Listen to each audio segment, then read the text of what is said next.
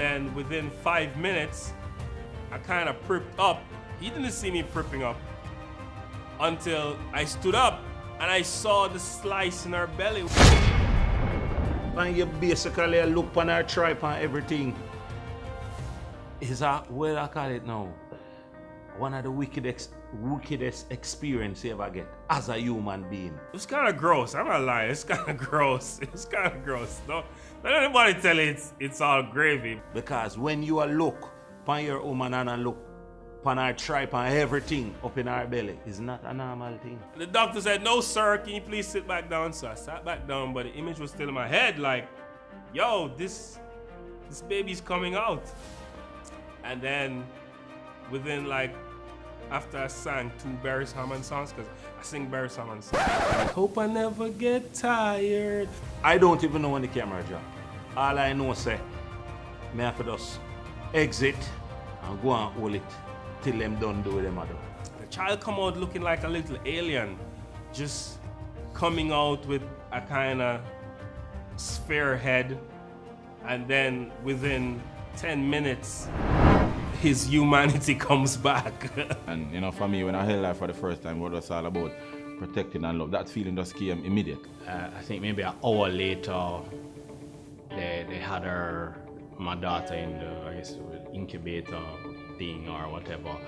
And I think at that point, I don't even remember being there. I just remember looking at her and just this feeling of this unreal feeling that you know, finally this child was here. You know, she seemed healthy, which, you know, I was most appreciative of. But it was a magical moment. Oh my God, this is a miracle, because it really is. And it gives you a lot of jitters in your stomach as a father, because one, you're saying, oh, I'm gonna have to take care of this person. All my kids' mom can testify that I'm what you call a good or a great father. You know what I say?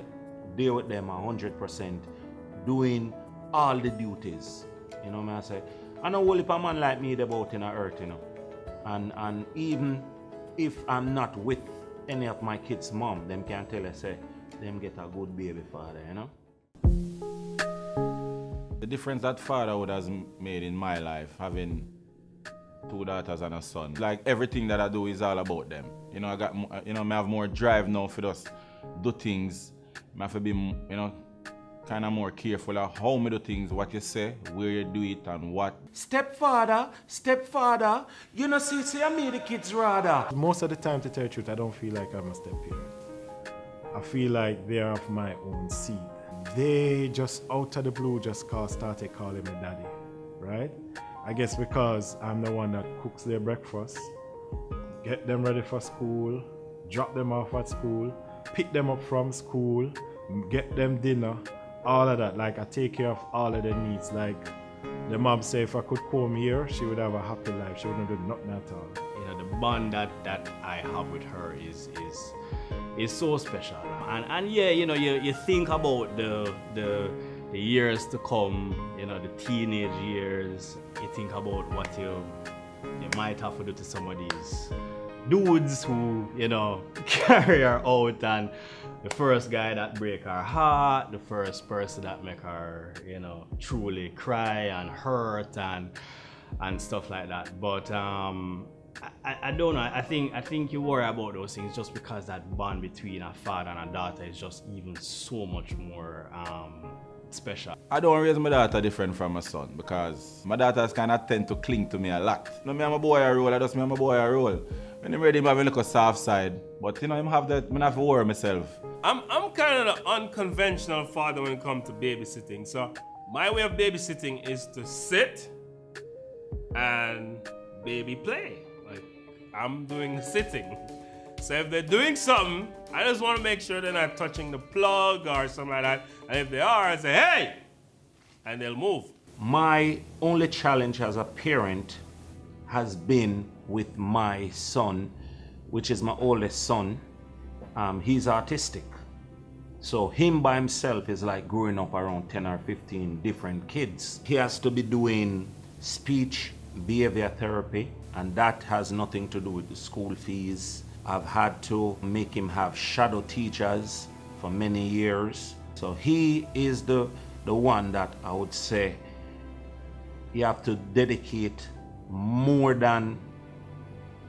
time than where I do for the rest of the kids, because the rest of them normal. He was diagnosed with autism when he reached 2, so that has been an uphill challenge for me as a parent. So I've been mother and father for him. His name is Chad Antonio.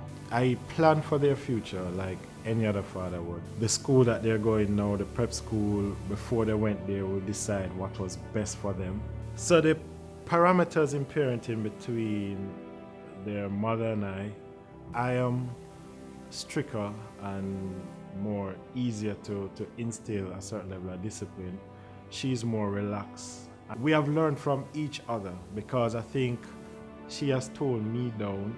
She gives me leverage, you know. She gives me leverage because she has seen where it works. Because when they just came into my life, they didn't listen at all. Like, you have to talk to them multiple times for them to listen. And I started instilling my way of discipline, and she started to see that level of improvement.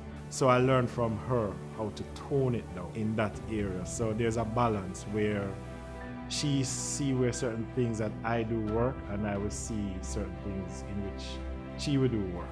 Well, my advice to future fathers or present fathers is try be there as much as you can. It's not about the money or where you can provide or the ties and the shoes, but try be there if you get some of the real nice moment them. So discipline. I do not believe that discipline equals punishment. And as a result, I don't beat my children. I grew up getting what them called murderation. Murderation is when they get a lick anywhere with anything. One of the things that I use to substitute beating my children is to portray disappointment. What I've come to realize, I guess, over the last 3 years is that, for me to be as good a father as I can be to my child, I have to take care of myself. All right, so my advice to all the other stepfathers out there: keep on doing what you're doing. If you love the woman that you're with, you have to love the child too. Just be supportive, because you are the male figure that they see and that they look up to. So usually, there is the alarm bell that goes off is obviously the scent that may kick in, or the diaper looking a little overloaded. Make sure the coast is clear, because when you open it, things gonna fall out. So you open one side, open the next side, look left, look right, and then you drop it down. But yeah, I mean, I've had to change diapers like in my car already with her tight spaces. I would try and get her on a decently flat surface. Spread her one of the 100 blankets or receivers that her mother would pack in her bag. And everything coming out. Sometimes it's the little pebble ones.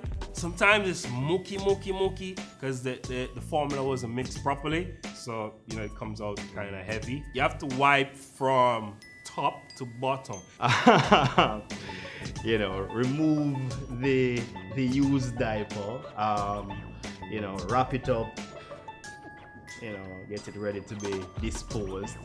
The 2 tons of wipes that are there, you clean up. Usually there is that little lotion, not lotion, it's like an ointment, I think. You get the ointment in the little creases and whatever. Get the new diaper back on. You're good to go. You have to make sure that they see you as a role model, somebody to emulate. So when you're thinking about getting children, if you have certain things that you have to reorganize as an individual, then you have to look within yourself. Once you're preparing to become a parent, make sure you're prepared to have fun with your children. Remember, having a child is not about a man just dropping off some money to him baby mother or to him wife. You're prepared to have fun, to let them enjoy their childhood coming up. Because what you're basically doing is setting the foundation for them so that when they have children later down the line, they will have something to say, okay, my father was like this, and I would like to be like this or to be better. So, just put it, you want to be your child's best friend. And everything else will just follow and go through as you go along.